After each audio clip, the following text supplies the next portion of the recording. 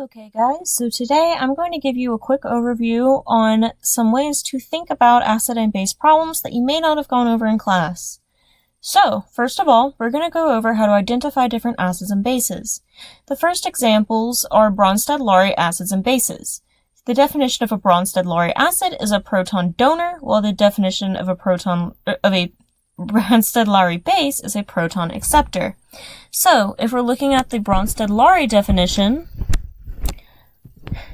ammonia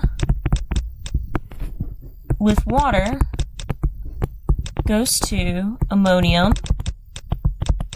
plus hydroxide. Can you identify the conjugate acid-base pairs in this system? So, we have ammonia accepting a proton to become ammonium, so that means it is a base. It is a proton acceptor, so this is a base. And ammonium is its conjugate acid. In this case, we have water acting as a proton donor to ammonia, so it is an acid, and hydroxide is its conjugate base. Another example would be carbonic acid, so H2CO3 reacting with water and going to HCO3 minus, or bicarbonate, plus H3O plus. In this case, the carbonic acid is, well, it's acting as a proton donor, so it is an acid, and under the Bronsted-Lowry definition, water is acting as a proton acceptor, so it is acting as a base, and then the bicarbonate is the conjugate base of carbonic acid, because it is carbonic acid after it has lost one proton. And H3O plus is the conjugate acid of water, because it is water after it has accepted one proton. So now, if we reverse this reaction, H3O plus would donate a proton, acting as an acid, to the bicarbonate anion, which would accept the proton and act as a base. So that's where this conjugate acid-base pair comes from. Now we're going to look at the more definition of Lewis acids and bases. So, all Bronsted-Lowry acids and bases are Lewis acids and bases, but not all Lewis acids and bases are Bronsted-Lowry acids and bases. For example, boron trichloride is a Lewis acid. This is because boron, when bound to chlorine, and I'm omitting the rest of the electrons on chlorine, I hope that's okay, has an open space for that two electrons can go into. So this makes it a good electron acceptor and therefore a good Lewis acid. While some other examples of Lewis acids are metal ions with a positive charge. This indicates they are electron deficient. Some Lewis bases include the chloride anion and ammonia,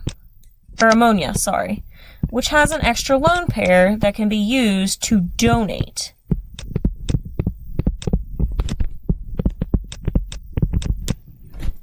I hope that makes sense in terms of Lewis acids and bases.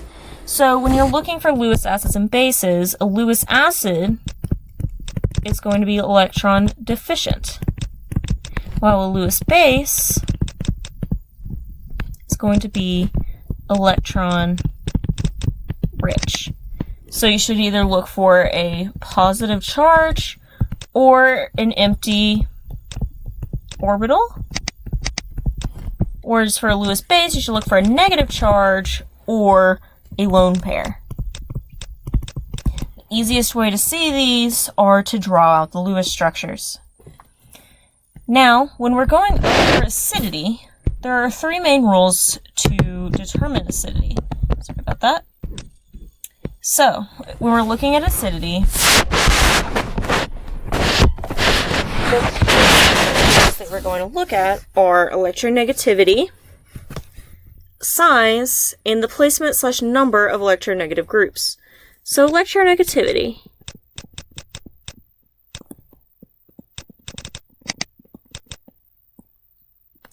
when we're going across the periodic table in the same row, electronegativity wins. More acidic is going to be the more electronegative. This is because the hydrogen atom bond in more electronegative atoms will be weaker than in less electronegative atoms, making it easier to remove that hydrogen and essentially make it an acid because now it's donating. So if we're going across, if we're looking at NH3, H2O, and HF, going this way, we're increasing electronegativity,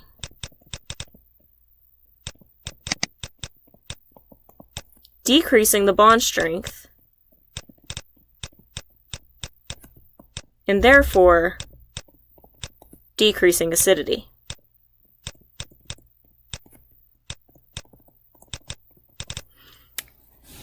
When we are going across, or we're going down a column, size wins. So this applies when we're going down the periodic table.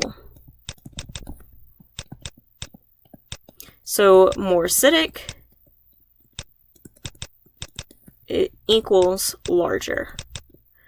So if we're comparing HF, HCl, HBr, this way we're increasing size. Again, decreasing bond strength.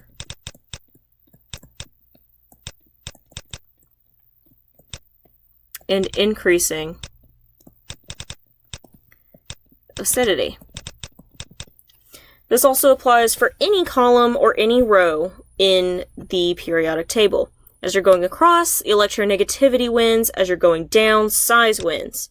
Now, if we're looking at the placement of electronegative groups, the easiest way to determine this is by looking at a species called a carboxylic acid, which has this group right here. So, if we're looking at these two carboxylic acids, this one is going to be more acidic because the electronegative group, fluorine, is closer to this OH bond than in this one. So OH bonds is going to be the acidic hydrogen, meaning that the weaker this bond is, the more acidic it's going to be. Having a fluorine closer means that this bond is going to be weakened further because the fluorine draws electron density towards it due to its electronegativity. This also applies when we're talking about the number of electronegative atoms. And the easiest way to demonstrate this is through oxo acids, which I'm sure you've already been over in class. So if we're looking at HBRO, HBRO2, HBRO3, HBRO4. Again, in this case, the more electronegative groups there are,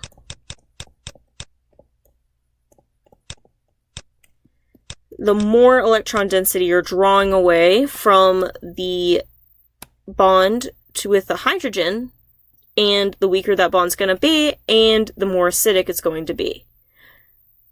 Alright, so essentially what you need to keep in mind are when going across periodic table, electronegativity determines acidity. When going down the periodic table, size determines acidity.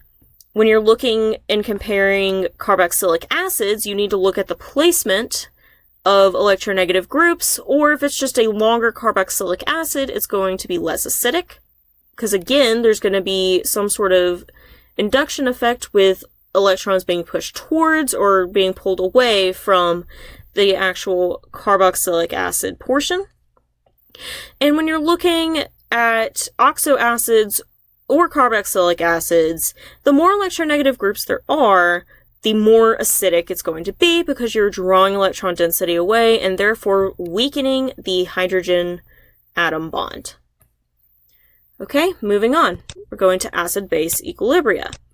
If you know how to do other equilibria, you know how to do acid-base equilibria. The only additional step is that you have pH, which is just the negative log of the concentration of H+. And there are several different relations relating pH and POH and pKa and Ka. You've gone over these in class, so I'm not going to go over them here. Remember, acids and bases react with water, and water does not appear in your equilibrium expression. So I think the best way to learn this is simply by doing examples.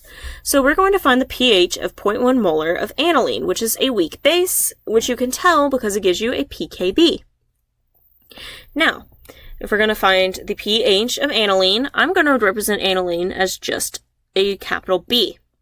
This capital B base reacts with water. The base will abstract a proton because, remember, bases are proton acceptors. Water will donate a proton, making it an acid. So you'll end up with Hb plus OH minus. Okay? Now, that's our reaction. Our initial concentration of the base is 0.1 molar. Concentration of water does not matter. Initial concentration of our conjugate acid of the base is 0. Initial concentration of hydroxide is 0. Our change is going to be minus x, and plus x. And our equilibrium concentrations are going to be 0.1 minus x, and x. Now, we need to find our expression for Kb. In this case, it's going to be Hb plus times OH minus all over the concentration of our base. Okay, so now if we're going to find our Kb from our pKb, what we do is we say our Kb is equal to 10 to the negative pKb, and this is a relation that you went over in class, and 10 to the negative 4.63 is approximately equal to, hold on a second, 2.344 times 10 to the negative fifth. Now, when we're looking at this Kb versus our initial concentration, we can do something called the 5% approximation.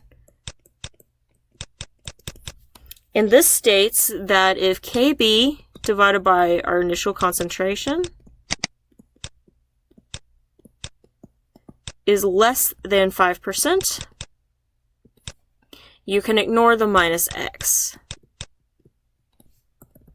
In this case, this holds true, so in our equilibrium expression, we can ignore the minus x.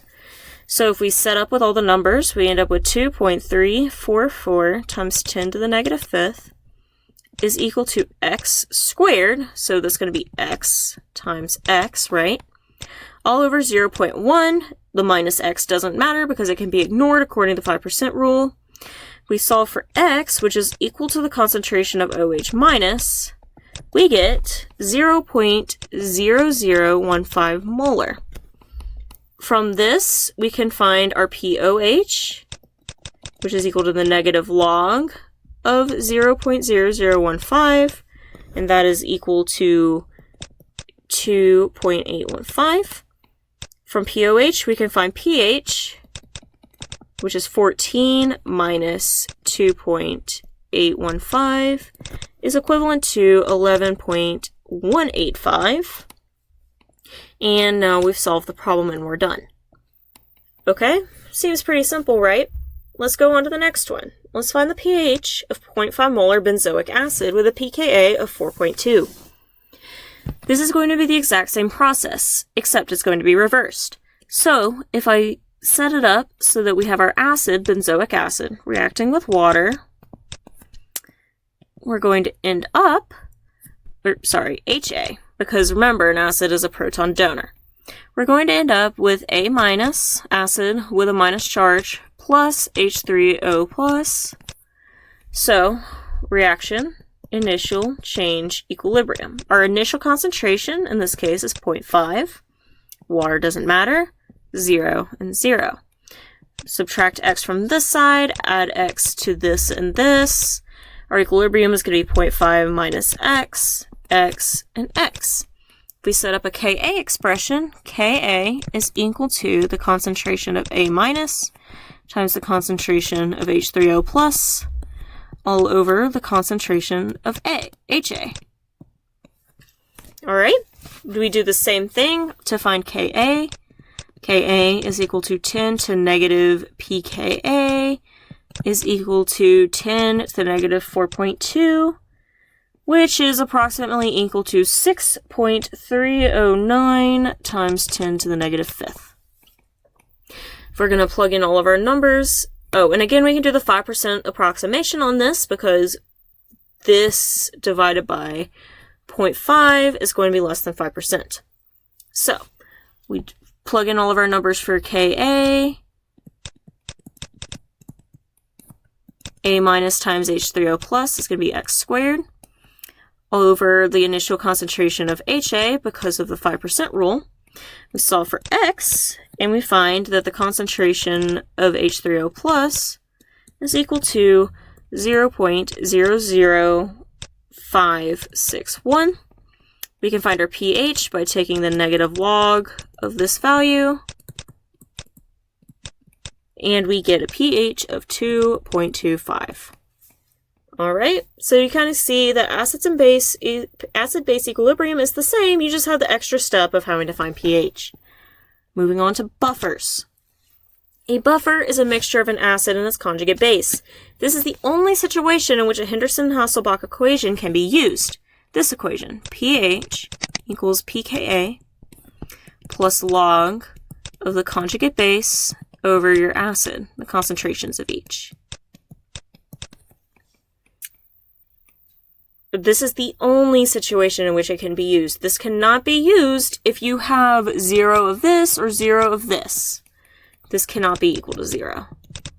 The equation falls apart at that point. So, if we're looking at buffer capacity, that is how much acid or base is in the buffer solution. Less acid and base equals lower buffer capacity, and the capacity is determined by the species with the lowest amount. So, for example, which of the buffer solutions has the highest capacity? So in this case, for A, this is our acid, and NO2 minus is our base. We have 0.1 molar of each. If we compare A to B, we have 0.5 molar of our base, but only 0.02 molar of our acid, which is NH4 plus. So B has a lower capacity than A. So that means B is already not the answer. So now let's compare A to C. So in C, we have our base, which is CH3COO minus, or acetate. We have 1 molar of that, and we have 1 molar of acetic acid, or 0.5 molar of acetic acid. This means that we have more acid, which is the lower concentration in C, than we do in A. So in this case, A is less than C. So C has the highest buffer capacity.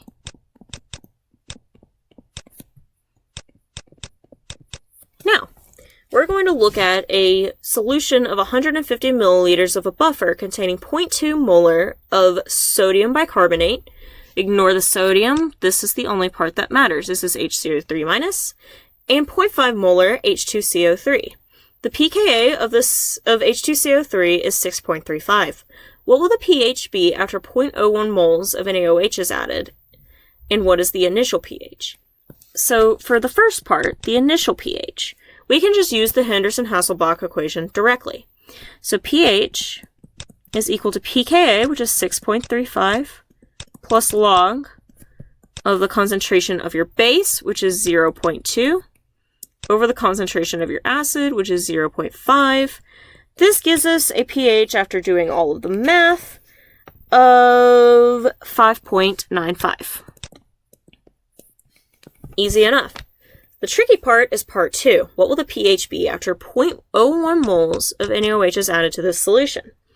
So whenever we're doing acid and base reactions, I would always convert everything to moles. Luckily, NaOH is already in moles. So we have 0.01 moles of NaOH.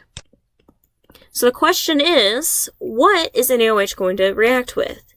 NaOH is a base, so it's going to react with our acid, or H2CO3. If we want to find moles of this, we need to multiply its molarity times its volume, 0.15 liters. And this gives us 0.075 moles of our acid. So if we have 0.01 moles of NaOH reacting with 0.075 moles of our acid, what ends up happening is we have NaOH plus H2CO3 going to, this is a complete reaction, so there's no need to have a rice table exactly because there's no equilibrium forming. So we go to HCO3 minus plus H2O. We can ignore the sodium because it's just a spectator ion.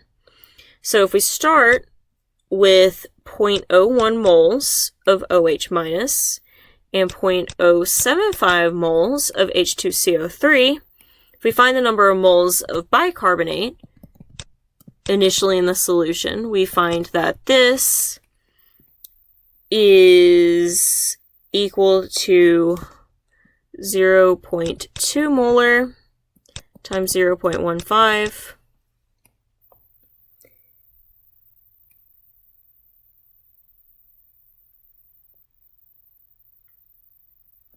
So if we just plug this in,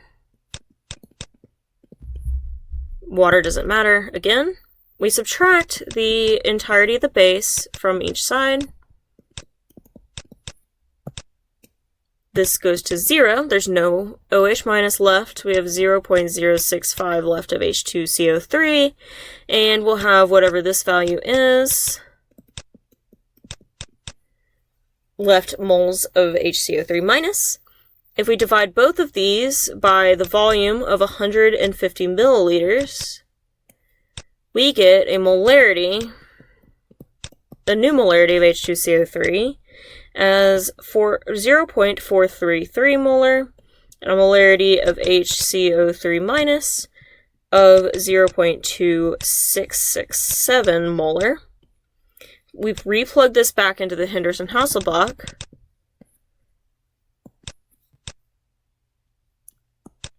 pH equals pKa plus log of your base, so 0.2667 over your acid.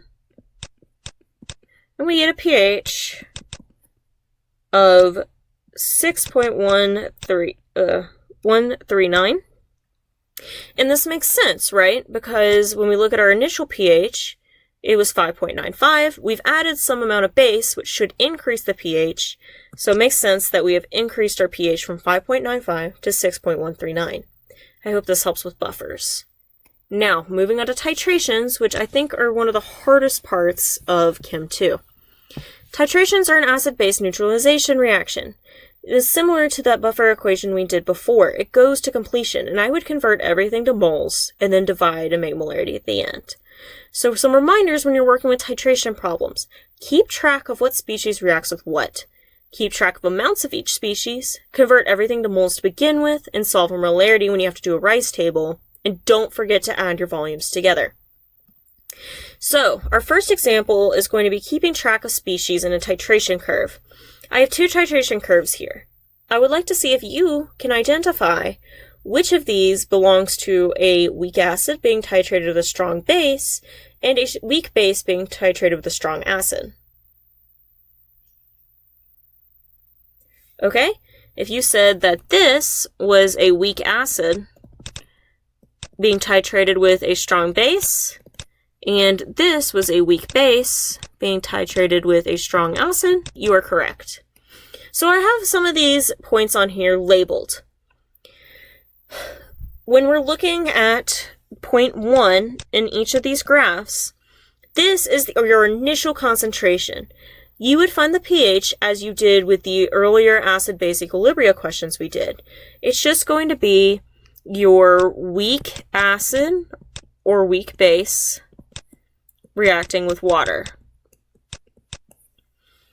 You find your pH normally. There's going to be no real trick to it. We're looking at point 2, or region 2 rather. This is called the buffer region. This is when you've added some amount of your titrant, or your strong base or strong acid, and you've formed a buffer. In this region, you can find pH using the Henderson-Hasselbalch.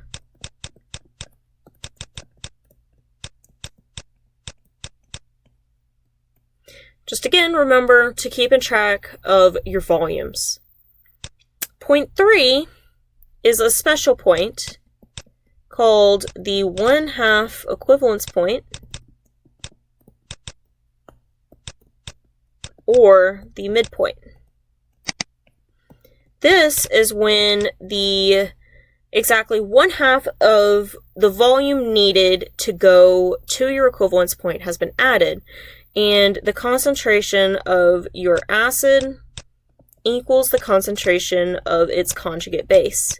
So at this point, pH is equal to pKa, because according to the Henderson-Hasselbalch equation, when log of conjugate base over acid is equal to 1, log of 1 is 0. So pH equals pKa.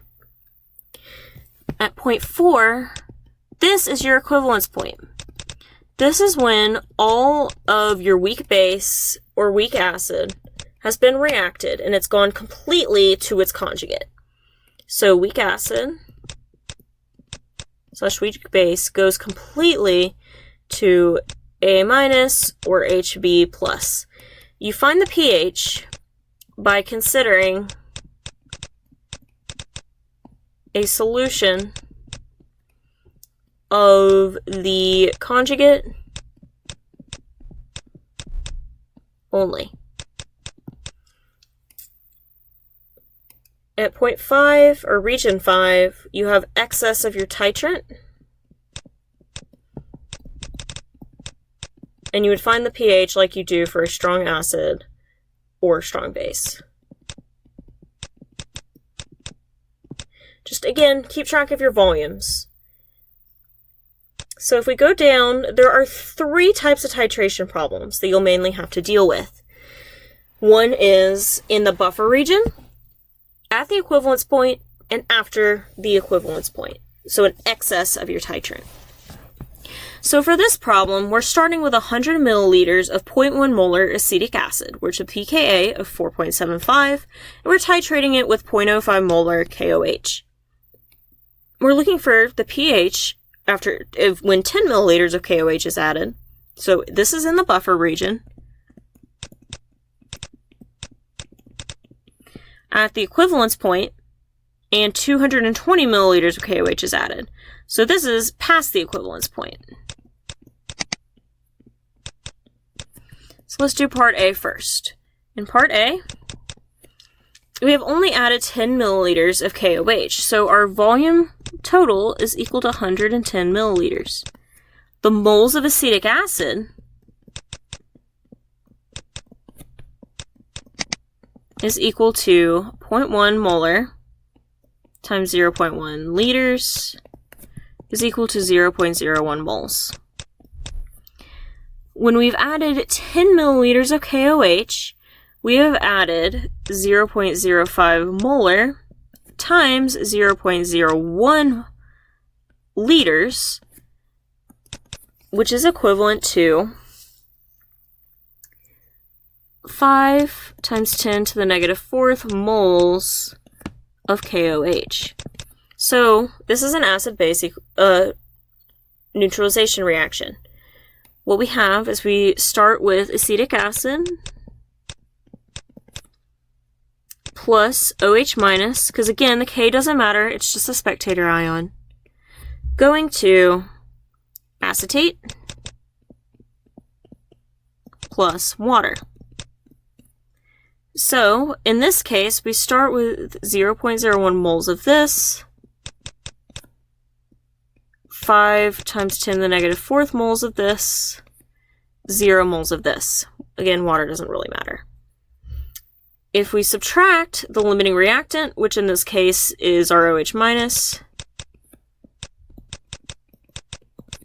and add it to this side, we end up with 0.0095 moles remaining of acetic acid. And we have 5 times 10 to the negative 4th moles of acetate. So from here, we can look at the Henderson-Hasselbalch equation because we have some amount of a conjugate base and its acid. So first all we have to do is divide by the liters to get the molarity, and when you plug these numbers in, you should get pH is equal to 4.75 plus log of 5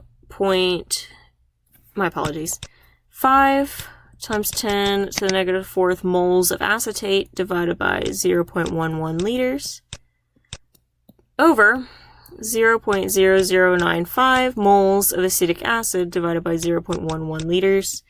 If you solve for the pH, you end up with a pH of 3.47.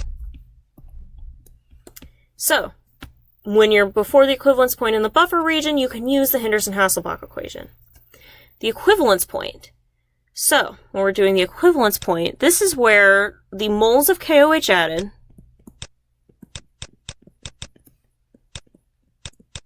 is equal to the moles of acetic acid initially. So when we're looking at these, what we do is we find the moles of acetic acid initially, which we found before, 0.01 moles of acetic acid. We figure out how much KOH we need to add so that it is also equivalent to 0.01 moles. So 0.01 moles of KOH using a 0.05 molar solution is going to give us a total volume of 200 milliliters. If you're wondering how I got that, is 0.01 moles over 0.05 moles per 1 liter. So we end up getting a volume of KOH added of 200 milliliters. That means our volume total is equal to 300 milliliters. This is important and we will need it later. So, if we know that moles of KOH added equals moles of acetic acid initially, if we round out this reaction, we have OH minus plus CH3COOH going to CH3COO minus plus H2O. So we've added equivalent amounts of both of these.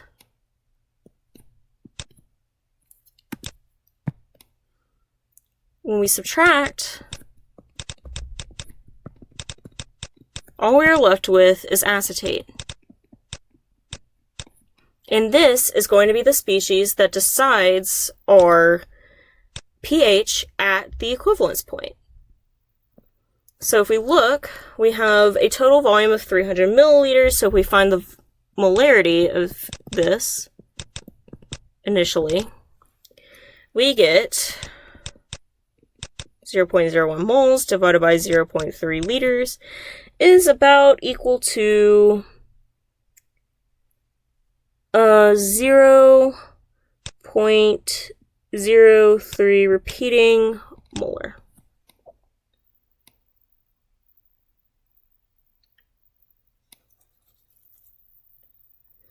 From here, what we do is we set up acetate reacting with water to form hydroxide and acetic acid. We set this up like with your normal acid-base equilibrium. It's like we just added sodium acetate into solution. So initially we have 0.0333 whatever molar. we start with 0 OH minus and 0 acetic acid, minus X plus X plus X, and we end up with an equilibrium concentration. In this case, we can use the 5% rule because when we find Kb for acetate, we find it from saying that 14 is equivalent to pKa plus pKb. Their pKa is 4.75. So 14 minus 4.75 equals pKb. Kb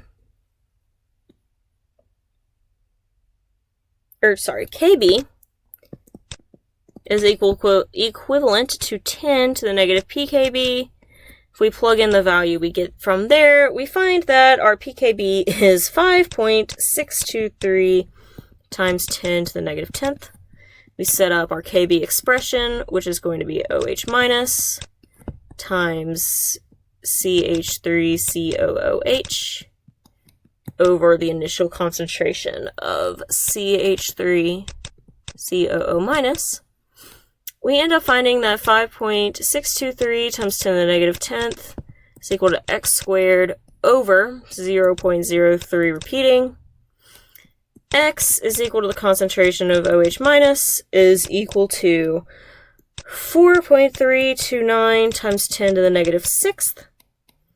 That gives us a pOH, which is the negative log of this value, of 5.36, and a pH of 8.636, which is slightly basic, which is what we expect when we are left with a weak base after titrating. The final type of problem is when we go past the equivalence point. So we're having 220 milliliters of KOH added. We just calculated that we need 200 milliliters to reach the equivalence point. That means we have 20 milliliters of excess KOH. Everything else has been neutralized. So when we calculate that 20 milliliters of excess KOH is equal to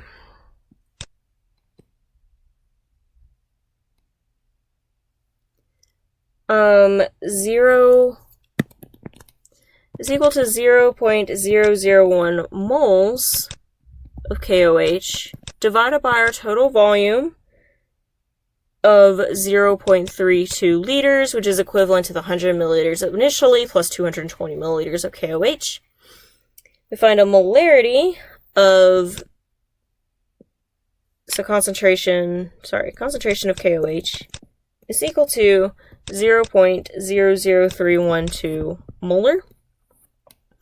We can find our pOH directly because KOH is a strong base. So our pOH is going to be equal to the negative log of this molarity, which is equal to 2.505.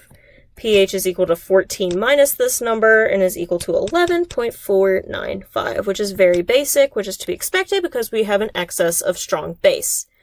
So now you've gone over all three types of problems. Before and after the equivalence point, it isn't too bad. You just need to remember that before the equivalence point, it's a buffer. You need to be careful with your numbers and volumes. At the equivalence point, the moles of your titrant added is equal to the moles of your initial analyte, or whatever you start with. You find that number of moles, convert it into a volume, and then you take the conjugate of your analyte and react it with water like a normal acid-base reaction and find pH from there. Just be careful of your volumes and converting between pKa and pKb. Alright, last but not least, we're going to go over some solubility of salts. Salt solubility has everything to do with the common ion effect. Common ion effect is basically that a species is less soluble if one of its components is already in solution. Remember Le Chatelier's principle. If you're able to remove a species from the equilibrium expression, which way will it shift? Right, towards the opposite end. And you should look for weak conjugate acids and weak conjugate bases in the salt itself. So for example, what solution is lead nitrite most soluble in? Well, nitrite is a weak base. This means it reacts with acid. This means that we are able to pull NO2 minus out of equilibrium by adding acid. This makes it more soluble.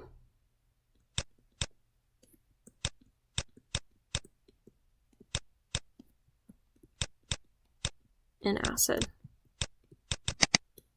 Alright, so if we're looking at this, we have 0.1 molar of sodium nitrite.